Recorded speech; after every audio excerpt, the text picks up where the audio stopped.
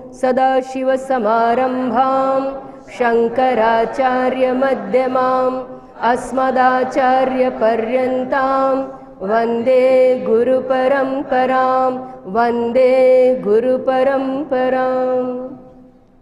श्रीहरिं परमानन्दम् उपदेष्टारमीश्वरं व्यापकं सर्वलोकानां कारणं तं नमाम्यहम्।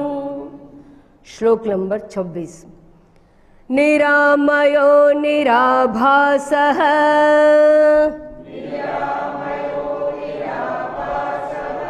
निर्विकल्पोऽहमाततः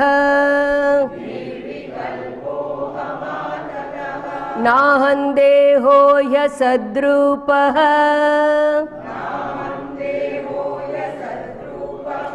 ज्ञानमित्युच्यते बुधैः।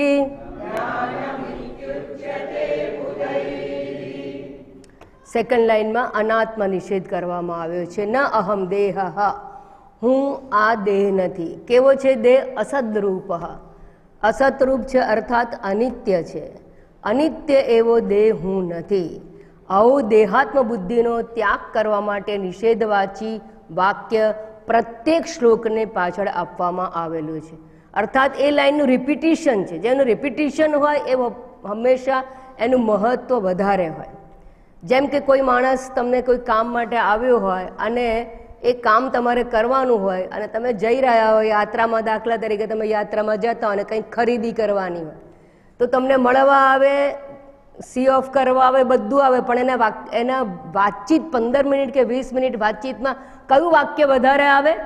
जे एणे मंगाव्युं होय ए तमने रिमाइंड कर्या करे, वारंवार वात करता करता रिमाइंड करे। एटले केम एवुं रिमाइंड करे? कारण के एनुं काम मुख्य छे ए रही ना जाय। एम अहींया पण मुख्य वात रही ना जाय एटले शंकराचार्यजी 5 श्लोकनी नीचे सेकंड लाइन में निषेधवाची वाक्य छे एनुं रिपीजन कर्या करे, रिपीटेशन करे छे, रिविजन करे छे। अने ए आ छे के अनात्म एवो देह हूँ नथी। अने वारंवार केम कहेवुं पड़े छे? कारण के जन्मो जन्मथी अभ्यासको ए थई चूक्यो अने माटे एने पहला साफ करवानो। ए पाटी, मननी पाटीने पहला साफ करवामां आवे। हूँ देह नथी, असद्रूपः देह हूँ नथी। एवुं करवाथी फायदो शुं थाय? देहने हूँ मानीने करवामां आवता जेटला विचारो छे एमांथी मन मुक्त थई जाय। देहने हूँ मानीने राखवामां आवेली अपेक्षाओथी मन मुक्त थई जाय। देहने हूँ मानीने करवामां आवेली इच्छाओ एमांथी मन मुक्त थई जाय। अने देहने हूँ मानीने करवामां आवेला भावनात्मक जगत एटले के दुख, सुख, ईर्षा, लागणी, काम, क्रोध ए बधामांथी धीरे धीरे मन आपोआप मुक्त थई जाय। राग द्वेषथी मुक्त करवा माटेनुं एक सहेलामां सहेલું समजाय एवुं जे माणसने होय तो एक आ पहेलामां पहेलो रस्तो छे के अनात्म देह हूँ नथी। कारण के जेटला आपणा राग द्वेष छे ए देहनी सलामती, देहनी सुरक्षा, देहनी पुष्टि एने ध्यानमां राखीने ज करवामां आवे छे। देहमां हूँ बुद्धि होय એટલે મારું કોણ, મને કોણ જોશે, મારી સલામતી શું? આ વિચારોથી ઘેરાયેલું મન અનેક પ્રકારની ઈચ્છાઓ અને અન્ય પાસે રાખે છે અપેક્ષાઓ। એમાંથી મન મુક્ત થઈ જાય અને એ વલણ, that attitude towards our body, it must get changed. परिवर्तन आवવું જોઈએ। જેમ જેમ સમજતા જઈએ તેમ તેમ એમાં પરિવર્તન આવવું જોઈએ। વિચારોમાં પરિવર્તન નહીં આવે તો ઘરના લોકો પણ કહેશે કે તમે સત્સંગમાં જાઓ છો ને અમે નથી જતા, ફાયદો શું? કોઈ અર્થ નથી।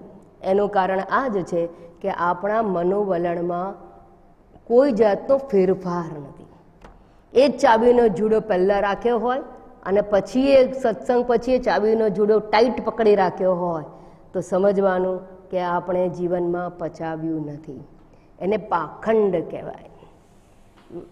પછી માણસો એમ કે આ બુદ્ધિની કસરત છે।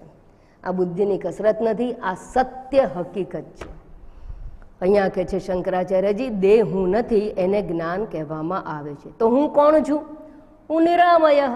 દેહ તો આમય યુક્ત, આમય એટલે દોષ, દોષ એટલે રોગ, નિરામય એટલે રોગ મુક્ત છું। આમય શબ્દનો અર્થ છે રોગ. કેટલા પ્રકારના રોગ છે? કેટલા પ્રકારના? કે 3 શરીરના 3 પ્રકારના રોગો છે. સ્થૂળ શરીરના રોગો છે કયા કયા? ષડવિકાર, જન્મ, મૃત્યુ અને જરા, વ્યાધિ. એ મુખ્ય 3 છે.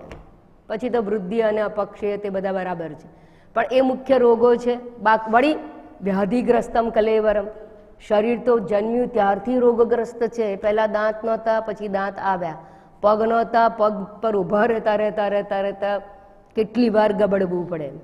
તો બોલતા ના આવડે, બોલવાનું શીખીએ.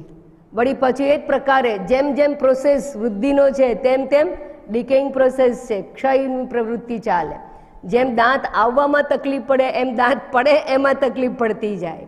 તો એક પછી એક અવયવો જ્યારે આપણા અશક્ત થતા જાય ત્યારે લાચારી અને દુઃખ વધી જાય. બાળકને તો ખબર નથી કે હું લાચાર છું ને પથારીમાં છું, પણ વૃદ્ધને તો ખબર છે કે હવે પગ ગયા, લાચાર છીએ, પથારીમાં છીએ, કોઈ કંઈક આપણને જોઈતું કરતું હોય તો કોઈની મદદ જોઈશે. બાળપણની જે દશા છે એના કરતાં, ડિપેન્ડન્સી જે છે, પરતંત્રતા છે, એના કરતાં વૃદ્ધાવસ્થામાં અનેક ગણી હોય છે. પેલામાં અબૂધ અવસ્થા છે અને આ બધાને ઓળખીને બેઠેલી અવસ્થા છે. પોતાના શરીરનો અંત આવી રહ્યો છે, એ મૃત્યુ, એ પણ અંદરથી કોરી ખાતું હોય. તો આ પ્રકારના દુઃખો જે છે એ કોના લીધે ઉત્પન્ન થયા છે? દેહાત્મ બુદ્ધિને લીધે. અને એ છે દેહના છે, આપણા નથી. હું કોણ છું? નિરામય. નિર્ગતા આમય યસ્ય સહ નિરામય. પછી કહેવામાં આવ્યું નિરાભાસ. અચ્છા, દેહની વાત કરી. 3 પ્રકારના દેહ, એટલે એક તો સ્થૂળ દેહ, બીજું સૂક્ષ્મ દેહ. સૂક્ષ્મ દેહગત રોગો કયા કયા છે? કામ, ક્રોધ, મદ, મોહ, લોભ, માત્સર્ય, ચિંતા. ચિંતા બહુ મોટો રોગ છે. નાનપણથી છોકરાઓ કહે છે મને ટેન્શન છે, મને હમણાં વાત નહીં કરતા. હું ટેન્શન છું અને હું બિઝી હોવું ને ટેન્શનમાં હોવું, એ 2 છે ને બહુ મોટો રોગ થઈ ગયો છે આજકાલ. અને એના લીધે જ બીપી નાનપણથી પણ થઈ જાય છે. એના લીધે જ બધા જ શરીરોની અંદર રહેલી જે તાકાત છે એ ખલાસ થતી જાય છે. અને આપણે કહીએ કે ચિંતા અને ચિતા 2 માણસને મારે છે, પણ ચિતા તો એક જ વાર અને ચિંતા સતત મારે છે. અને આમાં એક વસ્તુ વિચારવા જેવી છે કે ચિંતારૂપી જે દોષ છે સૂક્ષ્મ શરીરગત, એ ચિંતા ધારો કે તમે કરો કે ના કરો, ફેર કેટલો? ચિંતા ના કરો તો શું? કામ બધું બરાબર થઈ જાય, જે થવાનું એ થાય છે. ચિંતા કરો તોય થવાનું એ થાય. તો સરખું જ થયું ને બંને? સરખું નથી. ચિંતા કરો તો થવાનું હોય તો એ જ થવાનું, કારણ કે આખું જગત છે ને ઈશ્વરના કંટ્રોલમાં છે. એ આપણો પોર્ટફોલિયો નથી, એ પરમાત્માના હાથમાં છે. જગતમાં પરિવર્તન લાવવા એ આપણા હાથમાં નથી. પણ ચિંતા કરવી એ આપણા હાથમાં છે. અને એ ચિંતા આપણને નુકસાન કરે. જે આપણા દ્વારા ઊભું થાય એ આપણને નુકસાન કરે. જે ઈશ્વરના હાથમાં હોય એના ઉપર આપણું કંઈ જ ચાલતું નથી, એ આપણા કંટ્રોલમાં નથી. એટલે એ સંજોગો ઉપર ચિંતા કરવાથી પોતાને નુકસાન ચોક્કસ થાય. માનસિક જે સંતાપ છે એ સંતાપ તમને બીપી વગેરે વધારે, એ તો વધે જ. તમે ઊંઘી જાઓ ત્યારે શું થાય છે? એ ચિંતા નથી હોતી, તો પણ જગત એનું એ જ રહે છે. બસ એવી જ રીતે જાગ્રત અવસ્થામાં રહેતા શીખી જઈએ તો માનસિક સંતાપમાંથી મુક્ત થઈ જાય.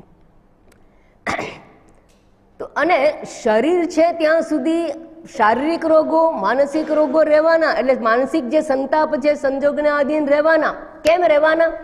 કારણ કે સંજોગ કોણ આપે છે? ઈશ્વર આપે છે. એટલે શું?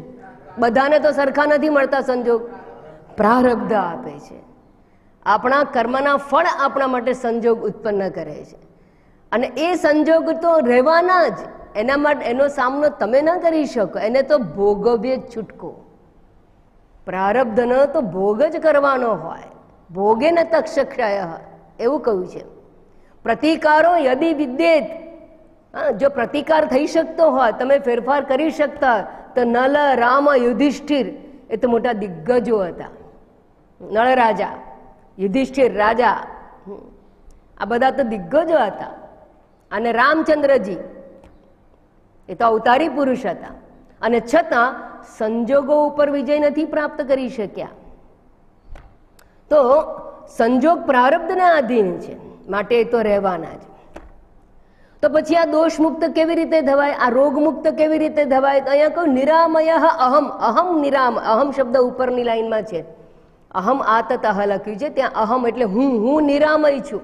તો આમ કહો છો કે શરીરને રોગ રહેવાના અને હું નિરામય છું, એવું કઈ રીતે કહી શકાય? તો કે છે શરીર છે ને એ હું છું એ મતિ અજ્ઞાનીની છે. જ્ઞાની કહે છે કે હું નિરામય છું, કારણ કે એની હું બુદ્ધિ શરીરમાં નથી. શરીર તો જ્ઞાનીનું હોય કે અજ્ઞાનીનું હોય, દોષ તો આવવાના જ, રોગ તો આવવાના, કારણ કે પ્રારબ્ધ આધીન છે. અને પ્રારબ્ધ આધીન હોવાને કારણે પ્રારબ્ધ ભોગ તો જ્ઞાનીને પણ છે. તત્વબોધમાં શીખી ગયા છો અંતે, જ્ઞાનીને પણ પ્રારબ્ધ ભોગ છે. કેમ પ્રારબ્ધ ભોગ કરવો પડે? એનો કેમ નાશ નથી? ગીતામાં તો કહ્યું છે જ્ઞાનાગ્નિ સર્વકર્માણી ભસ્મસાત કરું. તે જ્ઞાનાગ્નિ બધા જ કર્મોનો ભસ્મ કરે છે. તો આ કેવી રીતે સમજવાનું? તો યાદ રાખવાનું કે જ્ઞાનીને કોઈ કર્મ ભોગ નથી, કારણ કે પોતાને દેહ માનતો નથી. પણ દેહાત્મ બુદ્ધિવાળા બધાને પ્રારબ્ધ ભોગ છે, એ નાશ ના થાય એ દ્રષ્ટિકોણથી કહેવામાં આમાં આવશે અજ્ઞાની જન બોધાર્થમ પ્રારબ્ધમ ભક્તિ વૈશ્રુતિ. અજ્ઞાનીના દ્રષ્ટિકોણથી પ્રારબ્ધ છે એવું કહેવામાં આવ્યું છે. નંબર 1. બીજું, શરીરની પ્રાપ્તિ પ્રારબ્ધ ભોગ માટે જ છે. આપણને દેહ પ્રાપ્ત, કયો દેહ પ્રાપ્ત થવો? બધાના ડીએનએ અલગ અલગ છે. કોને આધીન છે? રખે એવું સમજતા. બધાના ડીએનએ અલગ અલગ છે, બધાની આ પ્રિન્ટ પણ અલગ અલગ છે, થંબ પ્રિન્ટ. એટલે તો બારકોડમાં ચાલ્યા કરે છે બધું. ફોટોગ્રાફ લે તો બધાના ફીચર્સ પણ અલગ અલગ છે. આપણે તો કોઈ પણ ફેક્ટરીમાં જાઓ તો એક પ્રકારનું બીબું બનાવ્યું હોય, પછી એ ઢાંચામાં બધી વસ્તુ છપાવ્યા કરે, એમાં નીકળ્યા કરે. ભગવાન એવું નથી કર્યું. ભગવાનની ફેક્ટરી નથી કે એક બીબા એક સરખા જ બધા બહાર પડે. ઇન્ડિયન 5 ફૂટ 4 ઇંચ, 5 ફૂટ 4 ઇંચ, ચાઇનીઝ 3 ફૂટ 2 ઇંચ, યુરોપિયન હોય તો 6 ફૂટ, એવું નથી. દરેકનું અલગ અલગ છે. કેમ અલગ અલગ? એ બધું જ પ્રારબ્ધને આધીન છે, કર્મને આધીન છે. આપણું રૂપ, રંગ, દેશ, વેશ બધું પ્રારબ્ધ આધીન છે.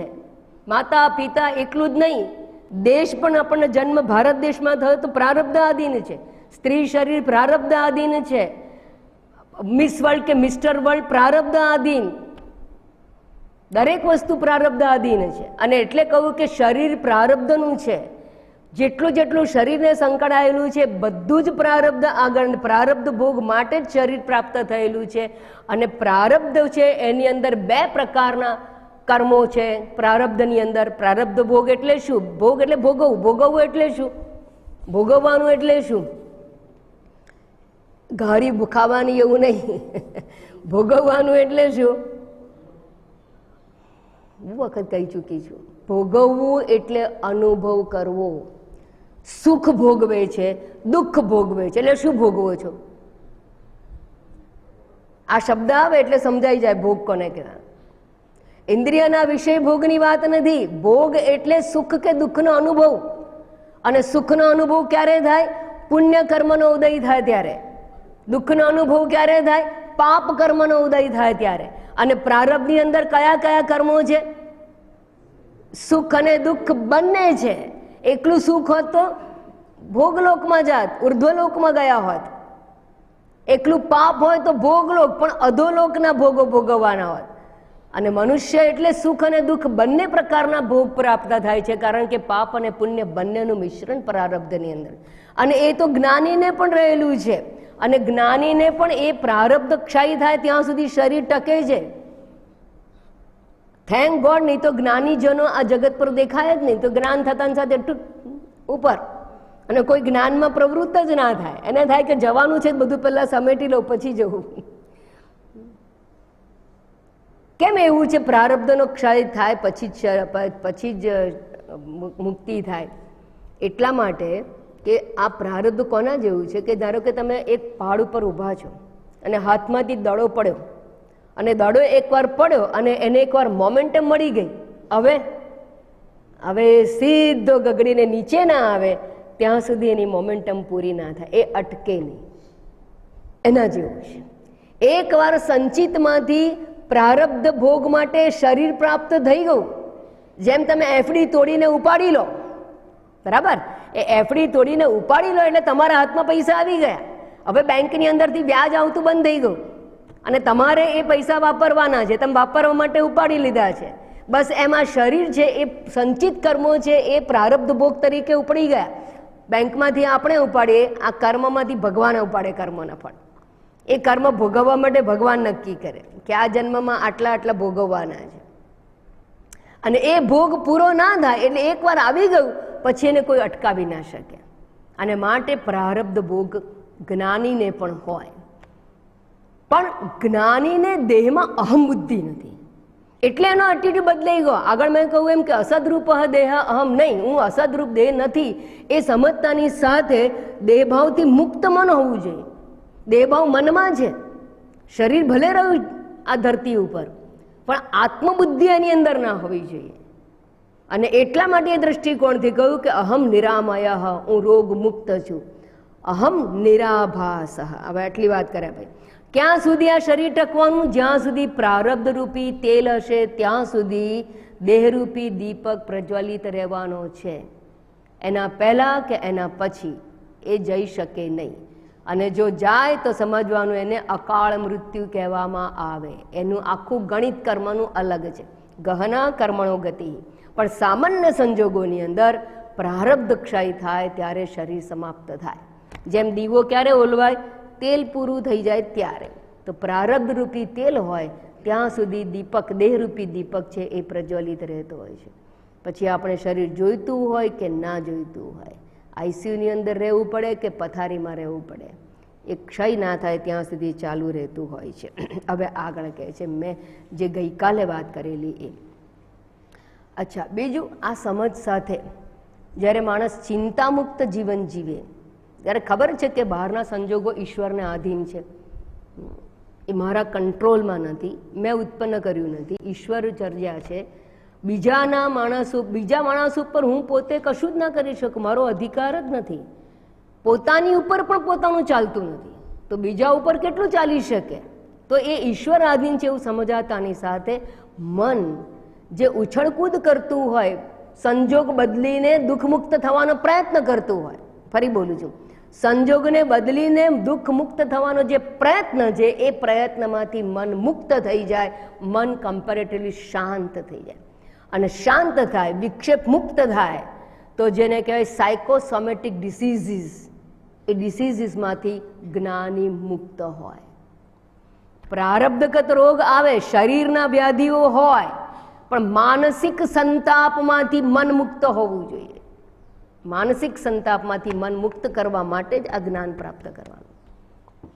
કારણ કે શરીર તો સર્જનનો એક ભાગ છે. જગતમાં એકવાર આવી ગયું એટલે આખું ઈશ્વરના કંટ્રોલમાં આવી ગયું શરીર. આપણા કંટ્રોલમાં ને આપણા કંટ્રોલમાં આપણા વિચારો છે, આપણું મન છે. અને એ વિચારો દ્વારા, યોગ્ય વિચારો દ્વારા અયોગ્ય વિચારોને નિવૃત્ત કરવાથી જે માનસિક સંતાપ છે એમાંથી મન મુક્ત થઈ શકે છે. તો that is in our hand, એ યાદ રાખજો. બાકી તો બહુ જ શરદી, બહુ જ વરસાદમાં પલળી ગયા અથવા પલળો નહીં તો પણ વાવાઝોડું આ બધું આવ્યું તો શરીરને તો અસર થવાની જ છે. જ્ઞાની હોય તો શું થઈ ગયું? એ પણ પલળે તો એને તાવ આવી જાય. કોઈ પણ હોય, ચૂલા ઉપર જે તપેલી ચડે એ ગરમ થાય, બરાબર? એ તો બધાને જ અસર થાય. એમ શરીર તો આ વાતાવરણને આધીન છે, જગતને આધીન છે, માટે એના ઉપર તો અસર થવાની. મન ઉપર અસર ના થાય એનું નામ જ્ઞાનીનું મન. મન એમાંથી મુક્ત હોવું જોઈએ. પછી બીજો જે શબ્દ મેં ખાસ કહેલો, નિરાભાસ, આભાસ રહિત. આભાસ રહિત એટલે શું?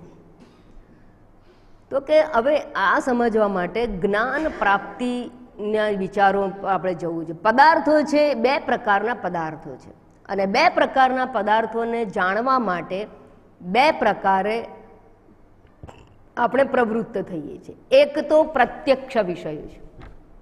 એક શબ્દ બોલીશ એટલે બીજો ખબર પડી જશે. પ્રત્યક્ષ એટલે ઇન્દ્રિય ગમ્ય છે, ઇન્દ્રિય ગમ્ય છે એટલે ઇન્દ્રિય દ્વારા જે જે જણાય તેને પ્રત્યક્ષ વિષય કહેવામાં આવે છે. હિમાલય શું કહેવાય, પ્રત્યક્ષ કે અપ્રત્યક્ષ? પણ પ્રત્યક્ષ થઈ શકે છે, ઇન્દ્રિય ગમ્ય છે, બરાબર, એટલે એને પ્રત્યક્ષ કહી શકાય. કારણ કે તમે નથી જોતા, બીજો માણસ તો જુએ છે ને. દરેક ઇન્દ્રિય ગમ્ય છે, આંખથી જોઈ શકાય એવો વિષય છે, એ પ્રત્યક્ષ વિષય. બીજા કેટલાક વિષય છે એ ક્યારેય પ્રત્યક્ષ ના થાય, એને કહેવાય પરોક્ષ. બરાબર છે, પરોક્ષ. કયા વિષયો છે એવા જે કાયમ પરોક્ષ હોય? કોઝ, કારણ. કોઈ પણ વસ્તુનું જે કારણ છે, મોટા ભાગે બધા કારણો કેવા છે, એ પરોક્ષ વિષય છે. જેમ કે આ સિમ્પલ દ્રષ્ટાંત લઈએ ને, સમય શક્તિ શું કામ બગાડીએ? આ શું થાય છે? નેપકિન છે પહેલા, હવે નેપકિન નીચે પડે. આ નેપકિન છે એનો કલર કયો છે? ઓરેન્જ. ઓરેન્જ કલર છે એ તમે કોના દ્વારા જાણી? ઇન્દ્રિય દ્વારા. એટલે ઇન્દ્રિય ગમ્ય જ્ઞાન થયું, એટલે આ પ્રત્યક્ષ જ્ઞાન થયું. પછી આ હાથમાંથી નીચે પડે છે, બરાબર. આ કોના દ્વારા જાણી? આ કોના દ્વારા જાણી? આ ઉપરથી નીચે પડે છે, કોના દ્વારા જાણ્યું? આંખ દ્વારા. એ પણ પ્રત્યક્ષ થયું. ભાઈ થોડી ખોલી રાખો, દિમાગ કી બત્તી ચાલુ રખો. એ પણ આંખ દ્વારા જણાય છે. કેમ નીચે પડે છે એ આંખ દ્વારા ના જાણે. કોઝ, કારણ. કારણ તમે આંખ દ્વારા ના જાણી શકો, બરાબર. એ કારણ જે છે એ જેના દ્વારા જણાય એને અનુમાન ગમ્ય જ્ઞાન કહેવામાં આવે છે. With the help of logic. અનુમાનની અંદર તર્ક હોય, દ્રષ્ટાંત હોય, હેતુ, દ્રષ્ટાંત. તો જેના દ્વારા, કોના દ્વારા પડ્યું, શેના લીધે પડ્યું, એ જે કારણનું જ્ઞાન, ગુરુત્વાકર્ષણ બળ. ગુરુત્વાકર્ષણ બળ કઈ ઇન્દ્રિય દ્વારા ક્યારે જણાય? ક્યારે કોઈ ઇન્દ્રિય દ્વારા ના જણાય. એ નિત્ય પરોક્ષ છે. અનુમાન ગમ્ય જ્ઞાનને પરોક્ષ જ્ઞાન કહેવામાં આવે. અને આ પ્રત્યક્ષ છે. આ હંમેશા પ્રત્યક્ષ છે. તમારી સામે વસ્તુ છે તો પ્રત્યક્ષ જ છે, ઇન્દ્રિય ગમ્ય છે. તો જે પ્રત્યક્ષ છે એક પ્રકારનું જ્ઞાન થયું, અને પરોક્ષ જ્ઞાન એ બીજા પ્રકારનું જ્ઞાન થયું. હવે જ્ઞાન કેવી રીતે પ્રાપ્ત થાય છે? જ્ઞાન થાય છે કેવી રીતે? Process of knowledge. How knowledge tax place.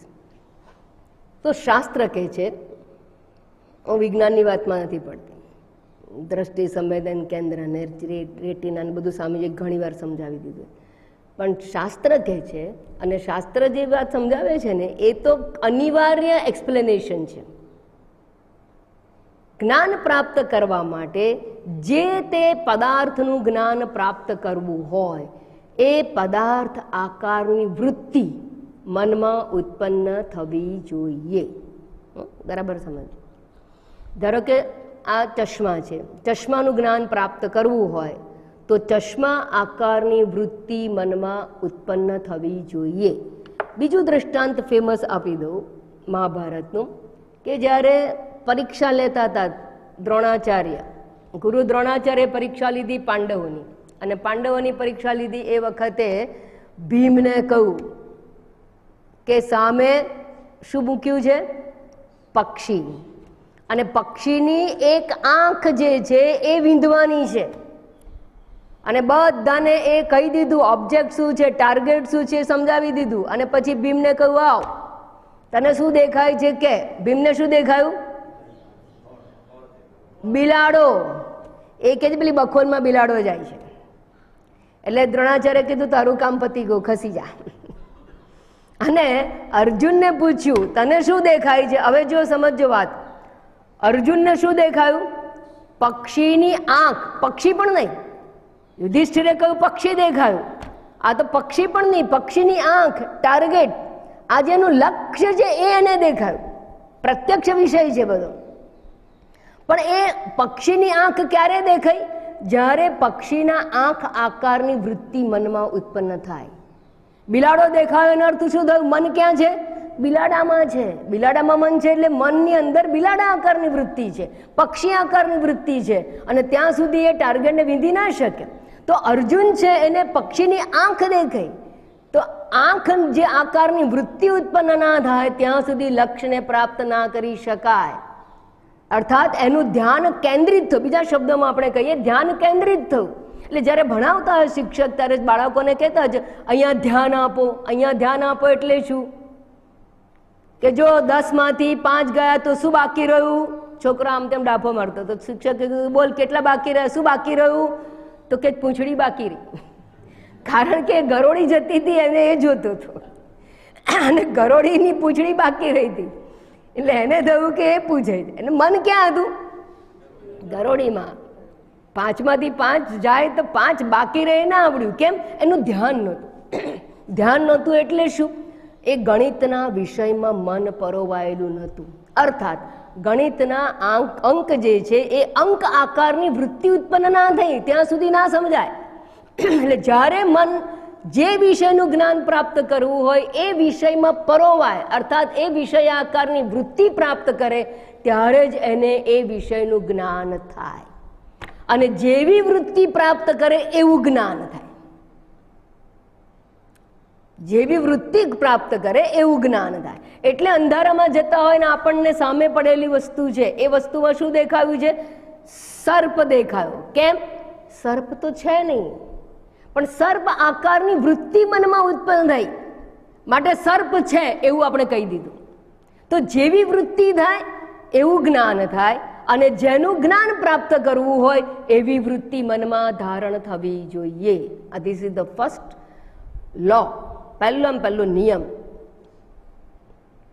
તો કોઈ પણ પ્રકારનું જ્ઞાન પ્રાપ્ત કરવું હોય તો પહેલો નિયમ છે કે એ વિષય આકારની વૃત્તિ મનમાં ઉત્પન્ન થવી જોઈએ. એટલે વારંવાર એકની એક વાત બોલીને એ વિષય આકારની વૃત્તિ જન્માવવામાં આવે છે. મન તો ભટકતું છે, ચંચલમી મન કૃષ્ણ, પણ એને એ વિષયાકારનું વૃત્તિ ઉત્પન્ન કરવાની વાત. હવે આ ચશ્મા જેવું જ્ઞાન ક્યારે થાય? તો કે મનમાં આ ચશ્મા આકારની વૃત્તિ ઉત્પન્ન થાય ત્યારે. હવે કેવી રીતે આ જ્ઞાન પ્રાપ્ત થાય છે? મન તો અંદર છે, મન તો સૂક્ષ્મ છે. મનની અંદર જ્યારે વૃત્તિ ઉત્પન્ન થાય ત્યારે મન છે એ દર્પણ જેવું કાર્ય કરે છે. બીજો મુદ્દો સમજો. મન છે એ દર્પણ જેવું કરે કે મોરા મન દર્પણ કહેલાય. દર્પણ કહેવાય એટલે શું થયું? દર્પણ કોને કહેવાય? હા, જેની અંદર પ્રતિબિંબ પડે. દર્પણ એ કે જેની સરફેસ રિફ્લેક્શન વાળી હોય, રિફ્લેક્ટ થાય. કઈ ને કઈ વસ્તુ જે ઓબ્જેક્ટ એની સામે હોય એ રિફ્લેક્ટ કરવાની કેપેસિટી એની હોય છે. તો પ્રતિબિંબિત કરવાની ક્ષમતાવાળી જે સરફેસ જેની છે એ દર્પણ છે. અને એ દર્પણ એવું છે કે એ હંમેશા એકલો ના હોય. આ રૂમાલ એકલો છે કારણ કે એની સરફેસમાં કંઈ પ્રતિબિંબ પડે નહીં એટલે આ એકલો કહેવાય. પણ ધારો કે દર્પણ છે આ, તો દર્પણની અંદર હંમેશા એ એકલો ના હોય. દર્પણ વત્તા ક્લિયર? હું ધીરે ધીરે સમજાવું છું કે વિષય સૂક્ષ્મ છે. એકવાર સમજી જશો પછી ઇટ ઇઝ લાઈક મેથેમેટિક્સ. આ દર્પણ છે, પછી એની અંદર પ્રતિબિંબ પડે એટલે પ્રતિબિંબ યુક્ત દર્પણ હોય. આમ દર્પણ હોય તો આ પ્રતિબિંબ થાય, આમ હોય તો આમ હોય તો મારું મોડું પ્રતિબિંબિત થાય. જે પણ વસ્તુ એની સામે હોય એ પ્રતિબિંબ એની અંદર પડે. પ્રતિબિંબ યુક્ત દર્પણ હોય. હવે ચૈતન્ય આત્મા ક્યાં છે? ક્યાં છે? સર્વ આતતઃ. અહીંયા પણ આવી ગયું આતતઃ, વ્યાપ્ત. એ વ્યાપક છે, સર્વત્ર છે. હવે મનની વૃત્તિ જે ઉત્પન્ન થાય એ જો દર્પણ જેવી હોય તો એ વૃત્તિ કેવી હોય? દર્પણ એટલે દર્પણ જેવી વૃત્તિ હોય તો વૃત્તિ વત્તા રિફ્લેક્શન. અને કોનું રિફ્લેક્શન? જે સર્વત્ર છે તેનું. અને એ કોણ છે? ચૈતન્ય આત્મા. તો જેવી વૃત્તિ ઉત્પન્ન થાય એ વૃત્તિ હંમેશા ચૈતન્યના પ્રતિબિંબ વાળી જ હોય. પ્રતિબિંબ વગરની વૃત્તિ ના હોય. દાખલા તરીકે સૂર્ય છે એ સર્વવ્યાપક હોય, ચારે બાજુ પ્રકાશ પ્રકાશ પ્રકાશ હોય, આર્ટિફિશિયલી આપણે એટમોસ્ફિયર ઉત્પન્ન કરીએ, ચારે બાજુ પ્રકાશ હોય અને દર્પણ મૂકીએ તો એ દર્પણ કેવો હોય? એ બલ્બના પ્રતિબિંબ, પ્રકાશના પ્રતિબિંબવાળો દર્પણ હોય, એટલે પ્રકાશયુક્ત દર્પણ હોય. એમ વૃત્તિ જેવી ઉત્પન્ન થાય એ વૃત્તિ ચૈતન્યયુક્ત જ હોય, ચિદાભાસ યુક્ત હોય. ચૈતન્યનો આભાસ એટલે ચૈતન્ય, ચૈતન્યનો આભાસ ચૈતન્ય જેવું હોય. જેમ સૂર્યનું પ્રતિબિંબ થાય તો દર્પણ કેવો થાય? પ્રકાશયુક્ત થઈ જાય. દર્પણને પોતાનો પ્રકાશ નથી, પણ એ દર્પણના પ્રકાશમાં દર્પણની અંદર સૂર્ય પ્રતિબિંબિત થાય તો દર્પણની અંદર એક પ્રકારનો પાવર આવી જાય, શક્તિ આવી જાય. કઈ શક્તિ આવે? ભોંયરાને પ્રકાશિત કરવાની શક્તિ આવે. પ્રકાશ જે છે એ દર્પણમાં નથી, પણ રિફ્લેક્ટેડ લાઇટ એ તમારા ભોંયરાને પ્રકાશિત કરી નાખે એવી શક્તિ આવી જાય. ડાયરેક્ટ સનલાઇટ નથી અંદર જતું. સૂર્ય બહાર છે, એનો પ્રકાશ ભોંયરામાં જતો નથી, પણ ભોંયરામાં મારે વસ્તુ જોવી છે તો શું કરવામાં આવે? ઇલેક્ટ્રિસિટી નથી તો દર્પણ રાખવામાં આવે. એ દર્પણમાં પ્રતિબિંબિત થયેલો સૂર્ય એવી રીતે મૂકવામાં આવે કે સામે ભોંયરાને પ્રકાશિત કરે છે. આટલું સમજાઈ ગયું? તો જે વૃત્તિ ઉત્પન્ન થાય, મનની વૃત્તિ, એ વૃત્તિ જ્યારે ચિદાભાસ યુક્ત બને છે ત્યારે એ પણ ચિદાભાસ, ચૈતન્ય એટલે જ્ઞાન, એ જ્ઞાનયુક્ત વૃત્તિ છે, એટલે જ્ઞાનાભાસ યુક્ત વૃત્તિ છે.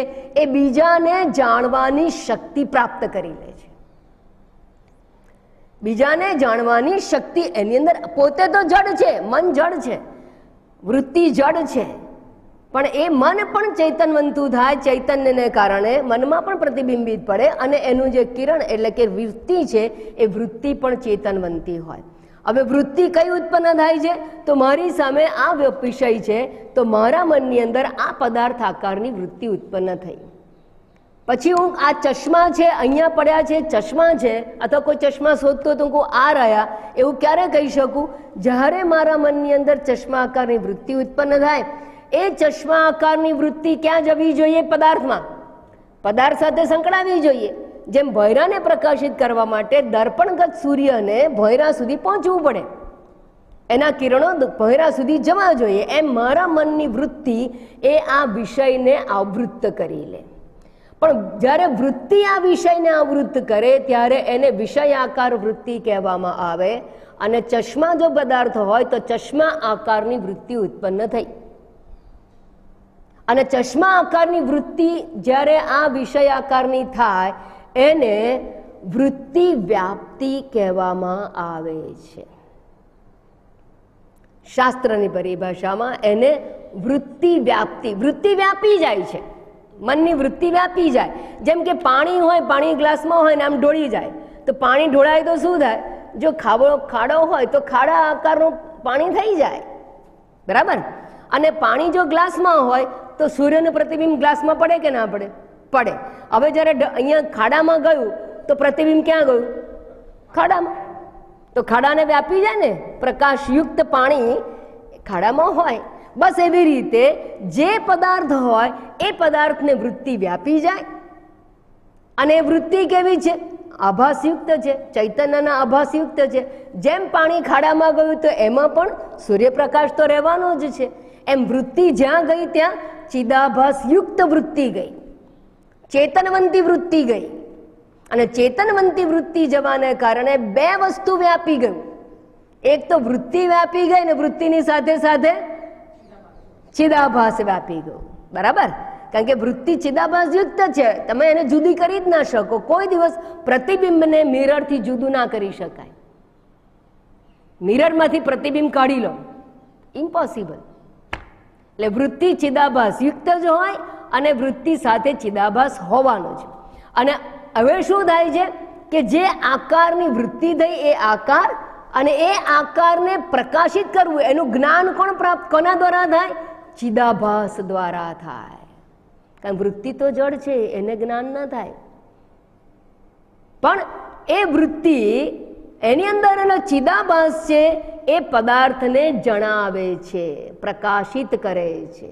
એટલે વૃત્તિમાં રહેલો ચિદાભાસ વિષયને જણાવે છે. ચેતન દ્વારા જણાય, જ્ઞાન ચેતન દ્વારા થાય, જળ દ્વારા ના થાય. જળ તો વૃત્તિ છે, તો જળ વૃત્તિ વ્યાપી કેવી રીતે? ચિદાભાસને કારણે. અને ચિદાભાસને કારણે આ વ્યાપેલી વૃત્તિ ચિદાભાસ યુક્ત હોવાથી તો વૃત્તિ જ્યારે વ્યાપી જાય એને વૃત્તિ વ્યાપ્તિ કહેવાય. અને ફળ સ્વરૂપે પરિણામે વૃત્તિ ચેતનવંતી હોવાને કારણે એઝ અ રિઝલ્ટ વૃત્તિગત ચૈતન્ય વિષયને પ્રકાશિત કરે છે, અર્થાત વિષયને જણાવે છે. માટે વિષયનું ચિદાભાસ દ્વારા પ્રકાશિત થવું, વિષયનું ચિદાભાસ દ્વારા પ્રકાશિત થવું એને ફળ વ્યાપ્તિ કહેવામાં આવે છે. પરિણામે કે આપણે કહીએ પરિણામે પદાર્થ જણાયો. પદાર્થ કેવી રીતે જણાયો? મન તો જડ છે, પદાર્થ જડ છે, જ્ઞાન કેવી રીતે થાય? આ લાઈટ છે એટલે જ્ઞાન નથી થતું. લાઈટ તો હોય, આંધળાને ના જણાય. લાઈટ તો હોય, આંધળો માણસ આ પદાર્થને ના જાણી શકે. ક્યારે જાણી શકે? જ્યારે, અને આંધળો નહીં દેખતો હોય, પદાર્થ પડ્યો હોય તોય ના જણાય. ઘણી વાર એવું બને. કેટલીક બહેનો મને આવીને કે ગઈકાલે મેં જે પહેર્યો હતો ને અછોડો એ તો મારે સાસુએ મને આપ્યો. કયો અછોડો? કે મારું ધ્યાન જ ના ગયું હોય, કારણ કે મારા મનની અંદર એ વૃત્તિ જ ઉત્પન્ન ના થઈ હોય. તમે દાગીનો પહેર્યો છે કે નથી પહેર્યો એ જ ખબર ના હોય તો 10 વાર તમે કલાક સુધી વાતો કરું પણ મને ખબર ના હોય કે શું તમે પહેર્યું છે. ક્યારે ખબર પડે? મારું મન એ વિષય આકારની વૃત્તિ ધારણ કરે તો મને ખબર પડે. હવે સમજાયું? માત્ર આંખ છે માટે જ્ઞાન નથી થતું, માટે જાણવા છતાં જોવા છતાં ખબર નથી પડતી આપણને. આપણને ક્યારે જ્ઞાન થાય? એટલે કેટલીક વાર તમે વોક કરવા જાઓ ને સામેથી કોઈ જતું હોય, ટોળામાં જતો હોય, તમે પણ જતા હો અને કોઈ આમ હાથ કરે પણ તમારું ધ્યાન ત્યાં ના હોય તો તમે એને રિપ્લાય ના આપી શકો. ઘણી વાર માણસ જતો રહે, પછી એ કહે કે મેં તમને હાથ કર્યો, તમે મને જવાબ ના આપ્યો. પછી આપણે કહીએ મારું ધ્યાન નહોતું. ધીસ ઇઝ અવર એક્સપિરિયન્સ, આપણા અનુભવનું જ્ઞાન છે. ધ્યાન નહોતું એટલે શું? એ માણસના આકારની વૃત્તિ મનમાં ઉત્પન્ન ના થઈ, માટે માણસનું જ્ઞાન ના થયું.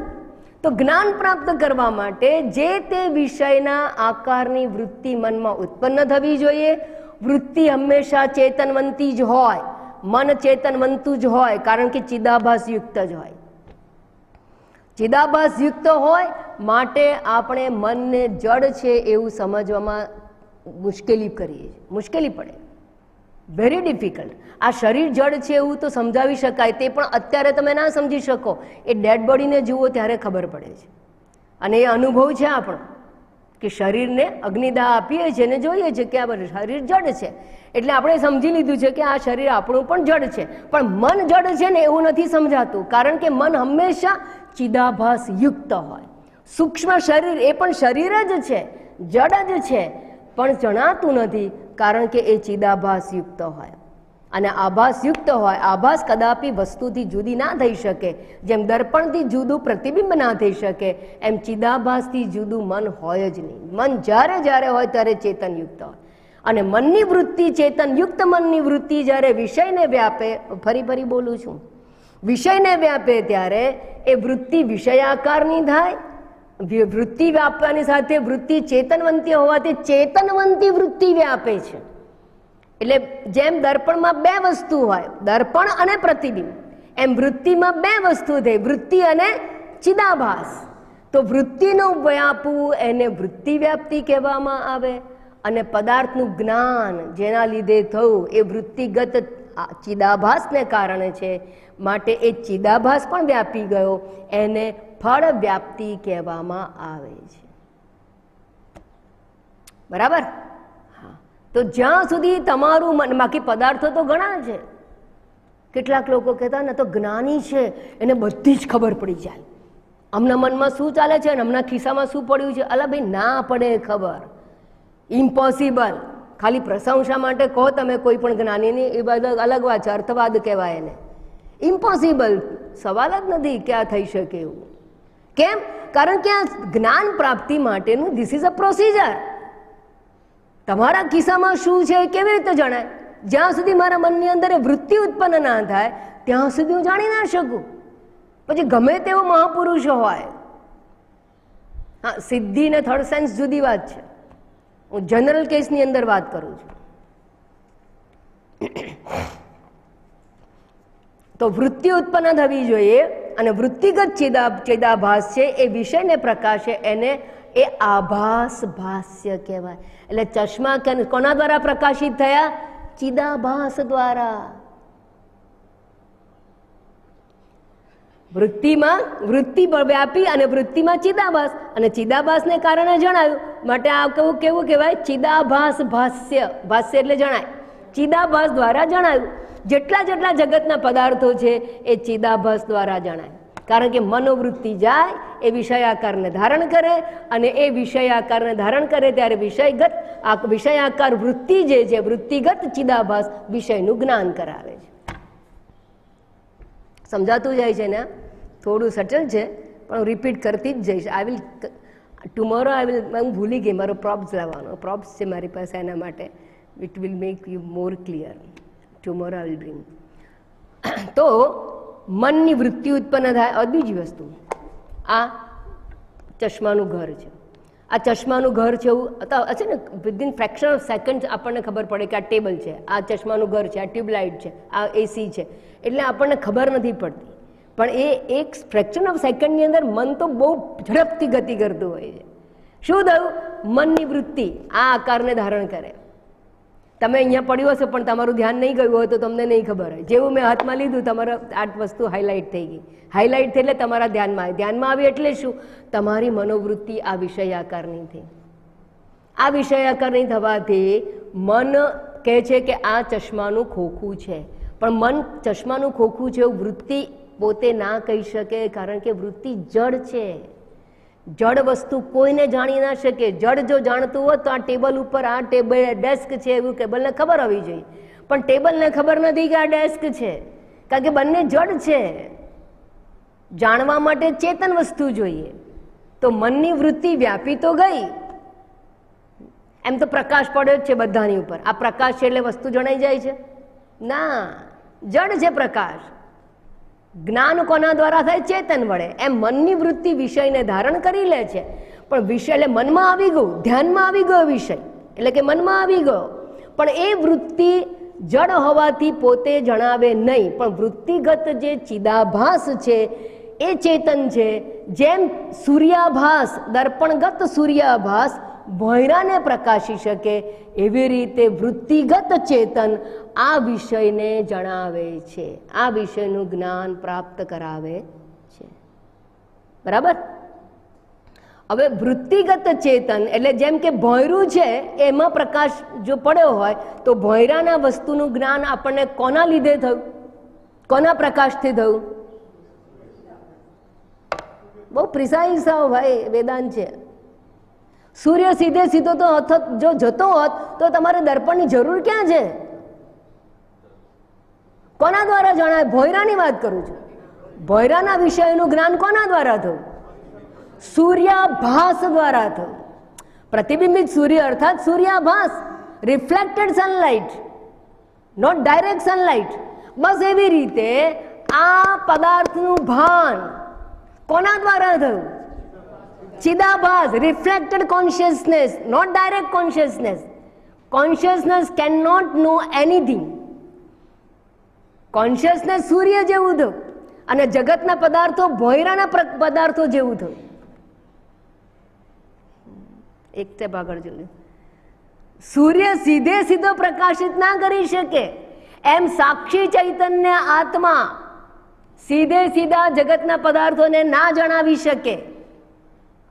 ભોંયરાના પદાર્થોને જાણવા માટે દર્પણ જોઈએ, દર્પણમાં રિફ્લેક્શન હોવું જોઈએ, અને એ સૂર્યાભાસ, એ સૂર્યાભાસ એટલે આભાસિત સૂર્યનો પ્રકાશ જણાવે છે પદાર્થો ભોંયરાના. આભાસિત સૂર્યપ્રકાશ અનિવાર્ય છે ભોંયરાના પદાર્થોને જાણવા માટે. દ્રષ્ટાંત પહેલા સમજો. ભોયરાના પદાર્થોને જાણવા માટે આભાસી સૂર્ય પ્રકાશ અનિવાર્ય છે. સીધે સીધું સનલાઇટ જતો નથી. અને આપણે પદાર્થોને જાણવા છે તો આભાસી સૂર્યપ્રકાશ એ આપણે મિરર દ્વારા મેળવીએ છીએ. સૂર્યપ્રકાશ જ મેળવીએ છીએ, પણ ઇનડાયરેક્ટલી મેળવીએ છીએ, ડાયરેક્ટલી નહીં. અને ઇનડાયરેક્ટલી મેળવીએ છીએ મિરર દ્વારા. મિરર દ્વારા એટલે આભાસી સૂર્યનો પ્રકાશ એ ભોયરાના પદાર્થોને પ્રકાશે છે. ક્લિયર? બસ એમાં આખું જગત જે તમે જાણો છો એ આખું ભોયરા જેવું છે, સમજી લો. અને ભોયરાને જેમ પદાર્થોને જાણવા માટે શું જોઈએ? આભાસી સૂર્ય જોઈએ. એવી રીતે પદાર્થોને જાણવા માટે શું જોઈશે? આભાસી ચૈતન્ય. આભાસી ચૈતન્ય એટલે રિફ્લેક્ટેડ કોન્શિયસનેસ એટલે કે ચિદાભાસ જોઈએ. ગાવ છો ને રોજ. નાના છિદ્ર ઘટોદર સ્થિત મહાદીપ ભાસ્વરમ જ્ઞાનયસ્ય તુ ચક્ષુરાદિકરણ દ્વારા બહિસ્પંદતે જાનામીતિ તમેવ ભાંતમ અનુભાત એતત્ સમસ્તં. આ એ પ્રોસિજર છે આખી. નાના છિદ્ર ઘટોદરા, આ શરીરરૂપી ઘટ છે અને 5 ઇન્દ્રરૂપી 5 છિદ્રો છે. નાના છિદ્ર ઘટોદર સ્થિત મહાદીપ, અને અંદર ચૈતન્ય રૂપી આત્મતત્વ છે. એ જેમ ઘડો હોય એને 5 કાણા હોય, અને 5 કાણામાંથી વચ્ચે જો દીવો હોય અને અંધારામાં આ માટલું પડ્યું હોય, અખંડ દીવો કર્યો એને ખબર નવરાત્રિમાં, તો એ એક એક છિદ્ર દ્વારા એક કિરણ બહાર આવે, પ્રકાશનું કિરણ બહાર આવે. એ કોને પ્રકાશે છે? એ કિરણના રસ્તામાં જે પદાર્થો આવે એને પ્રકાશિત કરે છે. એવી રીતે આ જગતના પદાર્થો છે એ આ છિદ્રો, જ્ઞાનેન્દ્રિય રૂપી છિદ્રો દ્વારા એ મનોવૃત્તિ બહાર જગતમાં આવે અને એ મનોવૃત્તિ જગતના વિષયને ધારણ કરે ત્યારે વૃત્તિ વ્યાપે વિષયને, અને વૃત્તિની વ્યાપ્તિની સાથે સાથે ચિદાભાસ પણ વ્યાપી જાય. તો વૃત્તિ વ્યાપ્તિને કારણે પદાર્થ, કયો પદાર્થ જણાય? તો કે જેની વૃત્તિ થઈ હોય. અને કોના લીધે જણાય? તો ચિદાભાસને કારણે જણાય. તો આ હવે હું પૂછું છું કે આ ચશ્મા છે એ કોના દ્વારા જણાયા? ચૈતન્ય દ્વારા કે ચિદાભાસ દ્વારા? ચિદાભાસ. અને આખા જગતનું જ્ઞાન આપણને ચિદાભાસ દ્વારા જ થાય. આત્મા સીધો કોઈને જાણતો નથી, માટે આત્મા જ્ઞાતા નથી. આત્મા જ્ઞાન સ્વરૂપ છે. દીવો પ્રકાશ સ્વરૂપ છે, પણ એના લીધે વિષય જણાય માટે દીવાને આપણે પ્રકાશક કહીએ છીએ, હોતો નથી. અહીંયા તો ડાયરેક્ટ ચૈતન્ય કદાપી કોઈને જાણે જ નહીં. એના માટે શું જોઈએ? મનોવૃત્તિ. કોઈ પણ વિષયનું જ્ઞાન પ્રાપ્ત કરવા માટે મનોવૃત્તિ જોઈએ. અને મનોવૃત્તિગત ચિદાભાસ છે એ જ જ્યારે વિષયાકારની વૃત્તિ થાય ત્યારે તે વિષયનું જ્ઞાન પ્રાપ્ત કરાવે છે. સમજાઈ ગયું? એટલે જેટલા વિષયને મારે જાણવા, દાખલા તરીકે મારે શંકરાચાર્ય છે જાણવું છે, મારે શું થવું છે? મારે આ બાજુ ફરી મારા ચક્ષુ દ્વારા, નેત્ર દ્વારા મનોવૃત્તિ બહાર આવી, શંકરાચાર્યની મૂર્તિના આકારને ધારણ કરી, અને આ શંકરાચાર્ય છે એવું જ્ઞાન મને પ્રાપ્ત થયું. કેમ?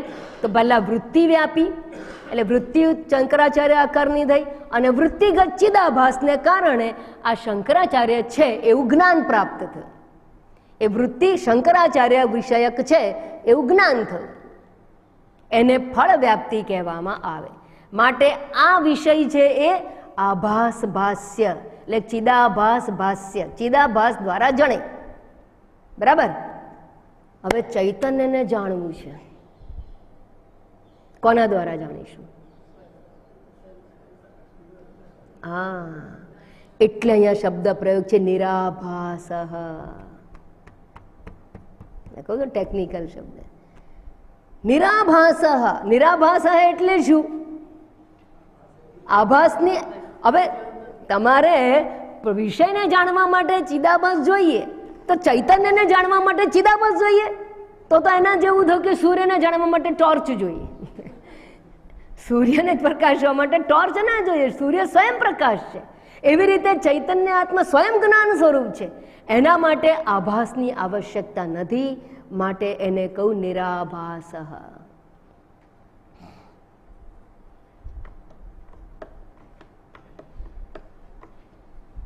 નિરાભાસ. નિરાભાસ એટલે શું? તો પછી નિરાભાસ હોય જો આભાસિતની જરૂર નથી. હવે પ્રશ્ન બીજો કરું છું કે જો આપણે ચિદાભાસની જરૂર નથી અને ચિદાભાસની જરૂર ના હોય તો પછી આત્માનું જ્ઞાન થઈ જ જવું જોઈએ ને. સ્વયં જ્ઞાન સ્વરૂપ છે. સૂર્યને જાણવા માટે ટોર્ચ નથી જોઈતી તો સૂર્યનું જ્ઞાન તો થઈ જ જાય ને, આપોઆપ થઈ જવું જોઈએ ને. એટલા માટે કહું બ્રહ્મ જ્ઞાન સાધન નિરપેક્ષ છે. તમે સ્વામીજીના અપરોક્ષાનુભૂતિ વાંચશો તો વારંવાર વાક્ય આવે, આત્મ સાક્ષાત્કાર સાધન નિરપેક્ષ છે. બ્રહ્મ જ્ઞાન સાધન નિરપેક્ષ. સાધન નિરપેક્ષ સાધનની અપેક્ષા નથી. કોઈ પણ સાધન વગર જણાય, કારણ કે તે સ્વયં પ્રકાશ છે, સ્વયં જ્ઞાન, સેલ્ફ એફલ્જન્ટ જેને કહેવામાં. તો પછી આ ચૈતન્યને જાણવા માટે જો કોઈ સાધનની જરૂર નથી, પ્રયત્નની જરૂર નથી, પ્રયત્ન રાહિત્યમ કહેવામાં આવ્યું છે, તો પછી આનું જ્ઞાન બધાને હોવું જોઈએ. તો કેમ જ્ઞાન નથી? અને શા માટે અમે ઉઠીને અહીંયા સવારના પરમાં સમય બગાડવા આવીએ છીએ? જે સ્વયં જ્ઞાન સ્વરૂપ છે તો એની વાત આવતીકાલે કરીશું. ઓમ પૂર્ણમદ પૂર્ણમિદમ પૂર્ણાત પૂર્ણમુદચ્યતે પૂર્ણસ્ય પૂર્ણમાદાય પૂર્ણમેવાવશિષ્યતે. ઓમ શાંતિ શાંતિ શાંતિ. હરિ ઓમ શ્રી ગુરુભ્યો નમઃ. હરિ